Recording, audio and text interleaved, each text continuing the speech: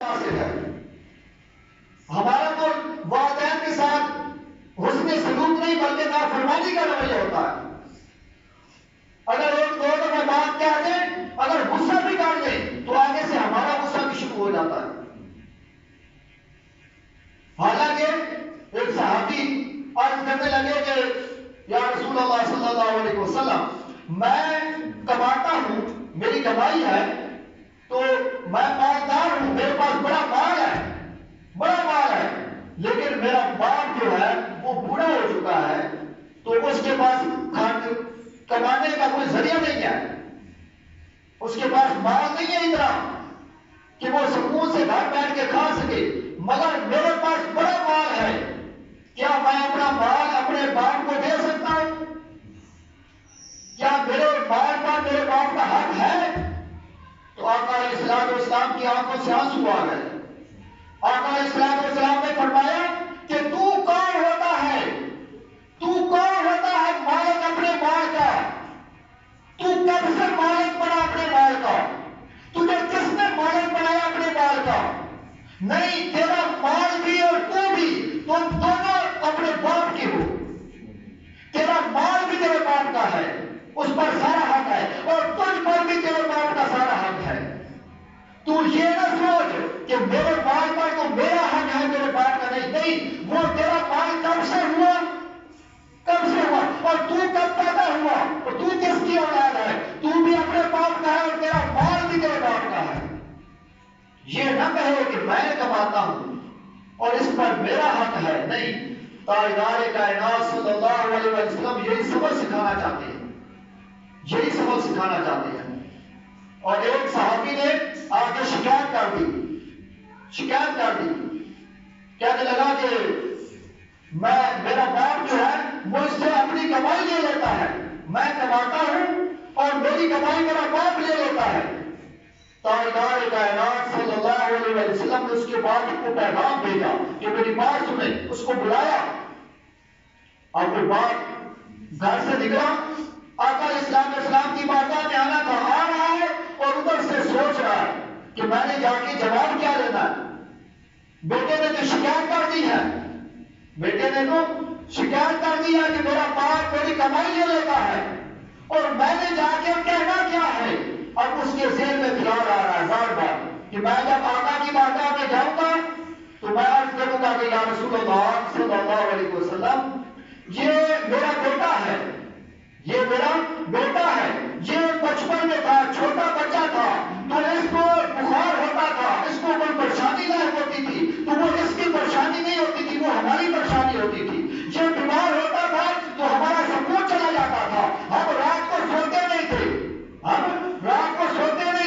ہم کہتے تھے کہ ہمارے بیٹے کو کوئی تکلیف نہ ہو، ہمارے بیٹے کو کوئی دکھ نہ ہو، کوئی تکلیف نہ ہو، کوئی پریشانی نہ ہو. ہم اس کے لیے سارا کچھ اس کے لیے کرتے رہے. ہم نے جو کمایا اس کو کھلایا، جو کچھ کمایا اس بیٹے کو دیا. یا رسول اللہ صلی اللہ علیہ وسلم، آج یہ بیٹا کہتا ہے کہ آپ کی کمائی پر میری کمائی پر تمہارا حق ہی نہیں ہے، میری کمائی میرا باپ لے لیتا ہے. اب وہ یہ بات سوچتا آ رہا ہے اور آقا علیہ السلام کی بارگاہ میں آتا ہے، اور ابھی اس نے وہ جو شعر بنایا ہوا تھا، اور یہ سارا ایک شعر کی صورت میں تھا کیونکہ عرب والے شعر بہت کہتے تھے، تو ایک شعر بنا کے آیا. تو جب آقا علیہ السلام کی بارگاہ میں آیا تو اتنے میں جبرائیل بھی آ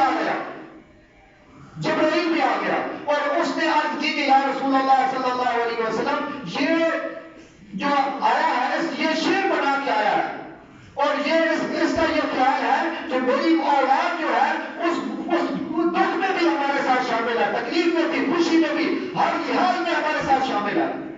اس کا دکھ ہمارا دکھ ہوتا تھا، اس کی تکلیف ہماری تکلیف ہوتی تھی. تو جب آقا علیہ السلام کی بارگاہ میں آیا، وہ بھی وہ شعر سنانے تھے، تو تاجدار کائنات صلی اللہ علیہ وسلم نے جبرائیل جب نے عرض کی کہ یہ شعر سنانا چاہتا ہے، تو آقا علیہ السلام نے فرمایا کہ تو نہ سنا، میں تجھے سناتا ہوں. تو جب بیٹے کی بات آئی تو بیٹے کو پکڑا، آقا علیہ السلام نے فرمایا، آنکھوں سے آنسو جاری ہے، فرمایا کہ تو بھی تیرے باپ کا ہے اور تیرا مال بھی تیرے باپ کا ہے، تو اپنی کمائی کو اپنے باپ کو دیا کر، اور یہی اس کا مالک ہے. اپنی کمائی کھوجتا تھا اور یہ ان پر الزام نہ لگا کہ میں کماتا ہوں اور میری کمائی پر ان کا حق ہے یا نہیں. ارے یہ بتا کہ جب تو چھوٹا بچہ تھا اور تیرے باپ کما کے تیرے لقمہ تیرے منہ میں ڈالتا تھا، اس وقت تیرے باپ کی کمائی پر تیرا حق تھا یا نہ تھا؟ اگر اس وقت تیرے باپ کی کمائی پر تیرا حق تھا تو آج تیری کمائی پر تیرے باپ کا بھی اتنا ہی حق ہے. آج ہم سمجھتے ہیں کہ ہم جو کما رہے ہیں یہ ہمارا ہے، ہمارے والدین کا نہیں ہے. لیکن آقا علیہ السلام نے جو سبق دیا وہ یہ فرمایا کہ تمہاری کمائی پر یہ نہ ہو کہ تو رات کو کھانا کھا کر سوئے اور پیٹ بھر کر سوئے اور تیرے والدین بھوکے سوتے رہے. نہ، یہ نہ کر. تیری ساری کمائی پر تیرے باپ کا پورا حق ہے. تجھ پر ہم یہ سمجھتے ہیں کہ جو ہم کما رہے ہیں، جو کچھ ہم کما رہے ہیں، اگر والدین کا حق ہی نہیں ہے تو جب آپ چھوٹے تھے تو اس وقت والدین بھی تو کماتے تھے. کماتے تھے یا نہیں کماتے تھے؟ والدین بھی کماتے تھے اور والدین اپنے ہاتھوں سے آپ کو کھلاتے تھے. آج تو بڑا ہو گیا ہے، جوان ہو گیا اور کما رہا ہے، نوکری ہے تمہاری، تو غرور تکبر نہ کر. غرور اور تکبر نہیں کرنا چاہیے. کیوں؟ اس لیے کہ کبھی ایک دور آئے گا کہ تو بھی باپ بن جائے گا، تو بھی باپ بن جائے گا. تیری اولاد بھی تیرے ساتھ یہی سلوک کرے گی، تیری اولاد بھی تیرے ساتھ یہی سلوک کرے گی. تو قرآن حدیث کی روشنی میں آج ہم نے والدین کے حقوق، یہ تیسرا جمعہ المبارک ہے، والدین کے حقوق بیان ہو رہے ہیں صرف اور صرف اس لیے کہ ہماری تربیت ہو اور ہم جب گھر جائیں تو اپنے والدین کے پاؤں چومیں، اپنے والدین کے ہاتھ چومیں، ماں کے ہاتھ چومیں، باپ کے ہاتھ چومیں، اور اسی میں دنیا کی بھی کامیابی ہے اور آخرت کی بھی کامیابی، اور اس میں جنت کی ضمانت ہے، جنت کی ضمانت ہے.